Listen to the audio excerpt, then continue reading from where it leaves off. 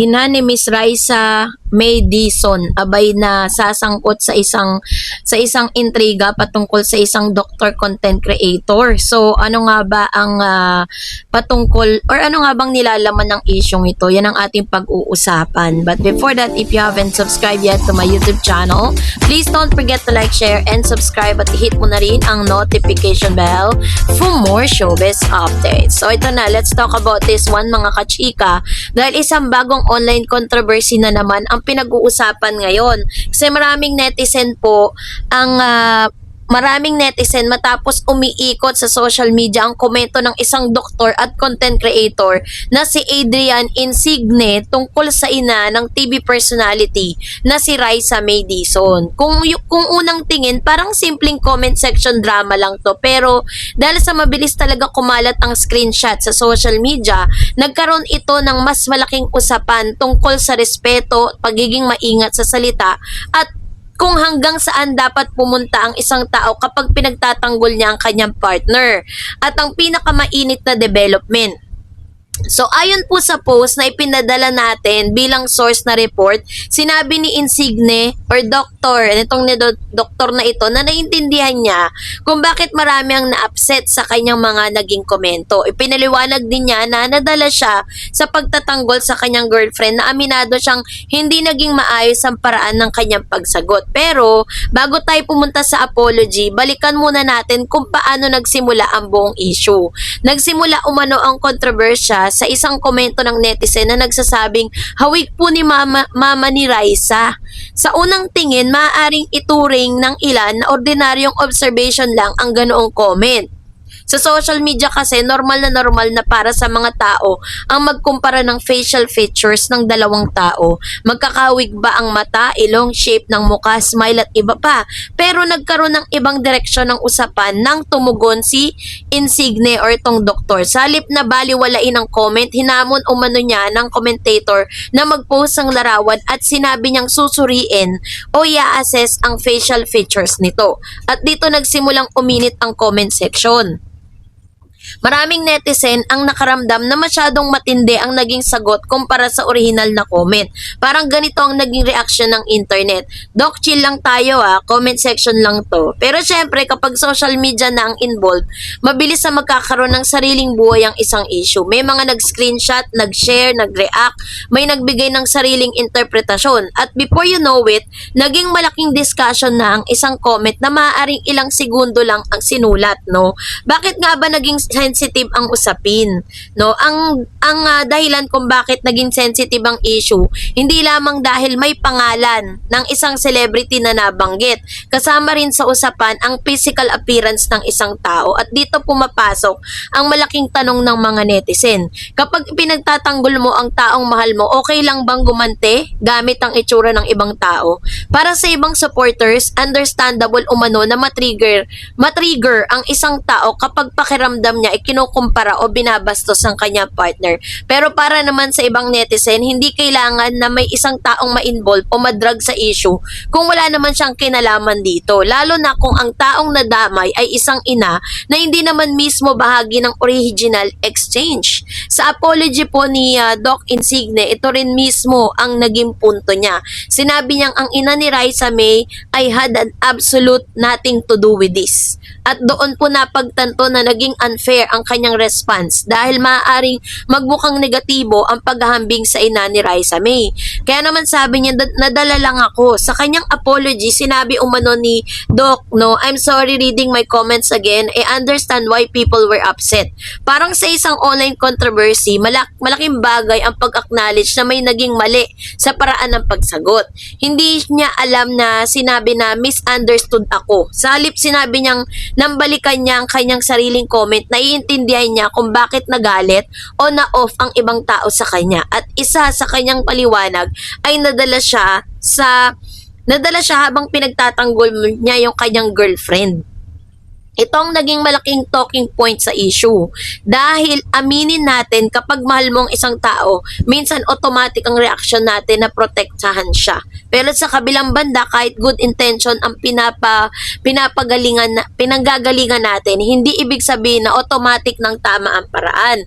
At ayon sa isa sa mga lesson na makikita sa kontrobersyang ito, pwedeng tamang intention pero mali ang delivery. That's the Gen Z translation eh.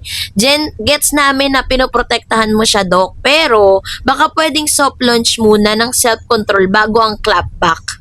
So, dahil po dito, may paghingi rin ng tawad para sa nanay ni Raisa. Isa sa pinakamahalagang bahagi ng apology ni Doc Insigne ay ang paghingi niya ng sorry dahil sa nadamay ang ina ni Raisa May. Ayon sa kanyang paliwanag, wala raw talagang kinalaman ng ina ni Raisa May sa issue. Kaya sinabi niyang dapat hindi ito naisama sa kanyang response. Ito ang isang bagay na kapansin-pansin sa apology dahil hindi lamang niya tinutukoy ang kanyang girlfriend. Ina-address din niya ang taong nadamay sa kanyang sinabi. At dito na nagkaroon ng iba't ibang reaksyon ang mga netizen. May mga nagsasabing magandang bagay na humingi siya ng apology. Meron din naman nagsabing sana ay hindi na lamang umabot sa ganitong level ang issue kung mahinahon ng unang response. Maiba rin naman nagsabi na importante ang accountability kapag napagtanto mong mali o nakakasakit ka sa iyong pahayag. So dahil po dito, syempre, dahil kasi kung nagigets nyo po yung pinopoint out ko kasi doon po sa post na yun, parang sinasabi ng netizen na yung girlfriend daw niya ay kamukha ng nanay ni Raisa May. Na bagay, ito yung pinaka-real talk dyan, na bagay na hindi natanggap ni Doc kasi kilala niya yung nanay ni Raisa May, yung itsura ng nanay ni Raisa May. Ang point po ng mga netizen is bakit kailangan mong ikagalit yung isang komento, 'di ba? At sinasabi niya dito, ang kanyang argument dito is parang pinagtatanggol at pinoprotektahan niya lang yung kanyang girlfriend. Na parang sinasabi niya in other term na hindi siya pumapayag na kamukha yun ng nanay ni Raisa. So what's wrong with that person? Ano bang mali doon sa nanay ni Raisa para ikagalit niya, 'di ba? So kaya naman hindi na rin po bago sa internet ang ganitong klase ng online debate. Kapag may mga controversial comments, automatic may dalawang kampo yan. May naiintindihan ko siya camp at may hindi excuse ang pagtatanggol sa girlfriend camp. Sa ilang online discussion tungkol sa issue, may mga netizen na nagsasabing hindi naman daw kailangan maging controversial ang simpleng paghahambing ng muka. May iba naman na nagsasabing ang problema hindi naman talagang original comment kundi ang naging intensify ng response. May mga nagtanong din kung bakit kailangan gamitin ang facial features ng ibang tao bilang bahagi ng isang argumento. At may nagsabi rin na may mabuting wag nang gawing personal ang isang simpleng social media comment. May isang malaking lesson dito, hindi lahat ng comment ay kailangan sagutin. Minsan, ang pinakamalakas na response ay iyong hindi mo pinatulan. Kasi sa internet, kapag pinatulan mong isang comment, hindi mo kontrolado kung saan pupunta ang conversation. Which is true, di ba?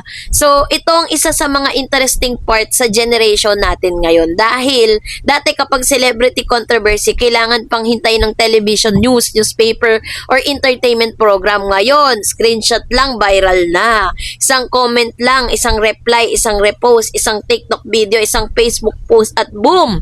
Nasa feeds na yan ng libo-libong tao. Sa ganitong environment, mas nagiging importanteng maging maingat sa bawat salita. Dahil kahit deleted na yung original comment, maaring may screenshot na. At kapag may screenshot na, good luck.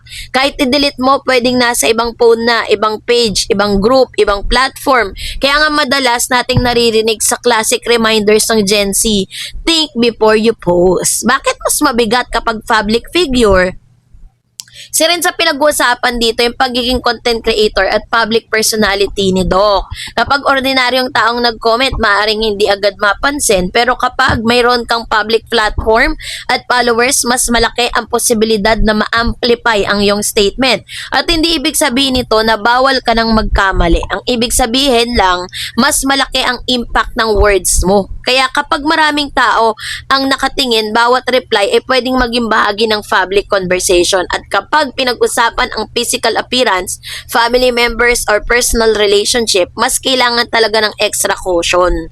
Hindi lang to tungkol sa kung sino ang maganda. May mga online reaction na nag-focus sa taong tanong kung sino ba raw bang mas maganda, kung totoong may pagkakahawig ba ang mga taong pinagkumpara. Pero kung tutuusin, hindi naman yun ang pinaka-importanting issue. Hindi naman beauty contest ang pinag-usapan. Hindi rin kailangan magkaroon ng winner at loser.